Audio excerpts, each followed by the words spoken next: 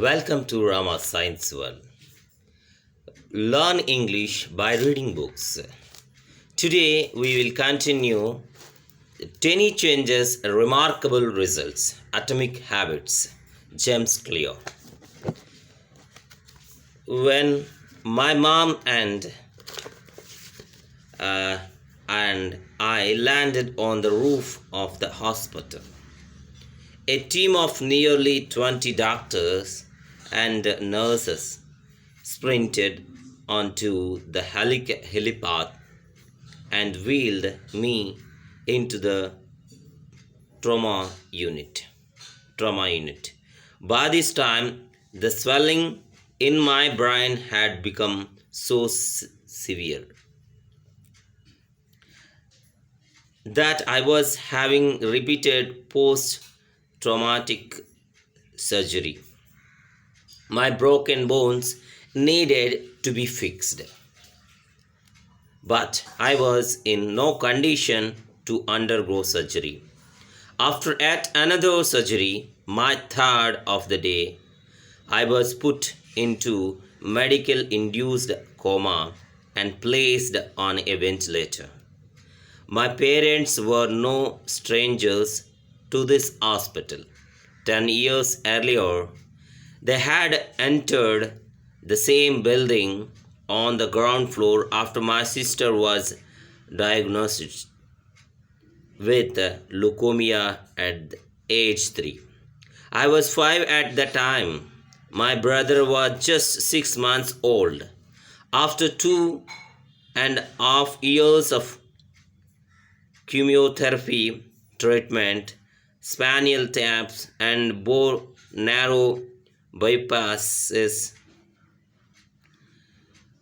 biopsies, my little sister finally walked out of the hospital happy, healthy, and cancer free. And after after 10 years of normal life, my parents found themselves back in the same place with a different child. While I slipped into a coma, the hospital sent a priest and a social worker to comfort my parents. It was the same priest who had met with them a decade earlier on the evening they found out my sister had cancer. As day faded into night, a series of missions kept me alive.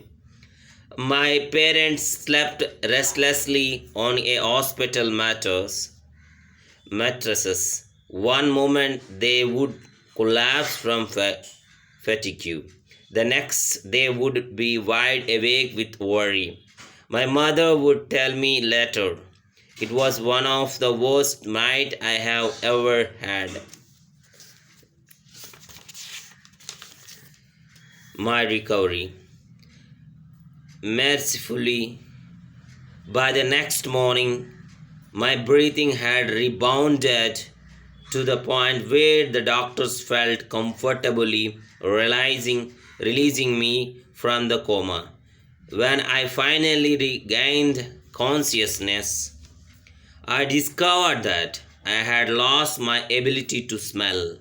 As a test, a nurse asked me to blow my nose and sniff an apple juice box. My sense of smell returned, but to everyone's surprise, the act of blowing my nose forced air through the fractures in my eye socket and pushed my left eye outwards. My eyeball bulged out of the socket, held precariously in place my eyelid and optic nerve attaching my eye to my brain. The ophthalmologist said my eye would gradually slide back into place as the air seeped out, but it was hard to tell how long this would take.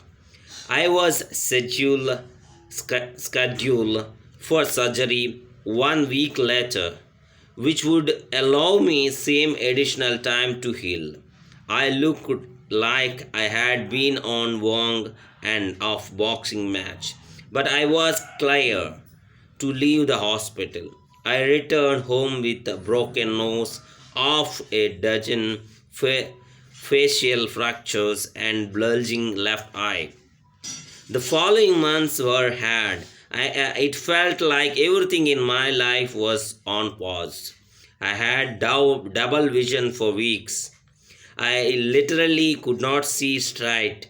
It could it took more than a month, but my eyeball did eventually return to its normal location. Between Caesar and my vision problem, it was 8 months before I could drive a car again. At physical therapy, I practiced basic motor patterns like walking in a straight line. I was determined not to let my injury get me down, but there were more than a few moments when I felt depressed and overwhelmed.